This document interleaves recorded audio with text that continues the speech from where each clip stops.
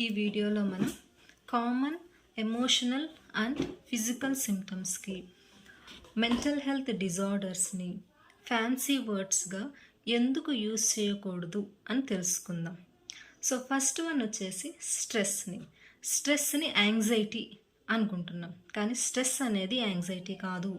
Stress అనేది positive thing, అందరికీ ఉంటుంది.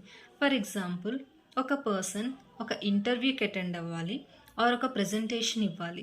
ఈ ఇంటర్వ్యూ కానీ ప్రజెంటేషన్ కానీ స్టార్ట్ అయ్యే ముందు కొంచెమైనా హ్యాండ్స్ షేకింగ్ కానీ, షివరింగ్ కానీ, స్వెట్టింగ్ కానీ, హార్ట్ రేట్ పెరిగిపోవడం కానీ ఉంటుంది. ఇది కామన్, దీన్ని స్ట్రెస్ అంటాం. ఇది లేకపోతే ఆ ఇంటర్వ్యూ కానీ ప్రజెంటేషన్ కానీ సరిగా చేయలేం. కానీ యాంగ్జైటీ ఉన్న పర్సన్కి ఇవన్నీ చాలా ఎక్సెస్గా ఉంటాయి అన్నమాట. వాళ్ళు ఆ సిచ్యువేషన్లో అస్సలు ఉండలేరు, కంప్లీట్గా నంబైపోతారు. బ్లర్డ్ విజన్, వాళ్ళ కళ్ళ ముందు ఏది కనపడదు. హార్ట్ అటాక్ వచ్చినంత పెయిన్ ఉంటుంది వాళ్ళ చెస్ట్లో. దీన్ని యాంగ్జైటీ అంటాం. సెకండ్ వన్ వచ్చేసి సాడ్నెస్ అండ్ డిప్రెషన్. అందరం బాధపడుతూ ఉంటాం ఏదో ఒక విషయంలో.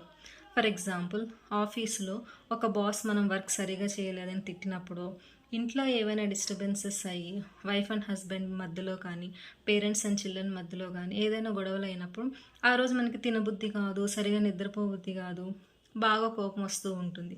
అది సాడ్నెస్. కానీ డిప్రెషన్ అనేది ఒక పర్సన్కి ఉన్నప్పుడు ఆ పర్సన్ కంప్లీట్గా ఐసోలేట్ అవ్వడానికి ట్రై చేస్తూ ఉంటారు. అస్సలు నిద్రపోరు, మినిమం 2 to 3 hours కూడా నిద్రపోరు. ఎక్సెస్ వెయిట్ కానీ అండర్ వెయిట్ కానీ అవుతూ ఉంటారు. అది డిప్రెషన్. నెక్స్ట్ వన్ వచ్చేసి క్లెన్లీనెస్ అండ్ నీట్నెస్ని ఓసిడి అనుకుంటున్నాం. ఓసిడి అంటే అబ్సెసివ్ కంపల్సివ్ డిసార్డర్. అబ్సెషన్స్ అంటే థాట్స్, కంపల్షన్స్ అంటే యాక్షన్స్.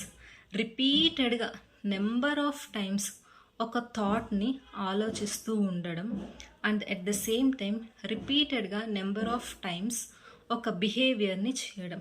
ఫర్ ఎగ్జాంపుల్, నేను డోర్ లాక్ చేశానా లేదా ఇట్లాగా కొన్ని నెంబర్ ఆఫ్ టైమ్స్ అనుకుంటూ లాక్ చేశానా లేదా అని చెక్ చేయడాన్ని కూడా నెంబర్ ఆఫ్ టైమ్స్ చేస్తూ ఉంటారు. ఇదొక డిజార్డర్. సో ఇది అబ్సెసివ్ కంపల్సివ్ డిసార్డర్.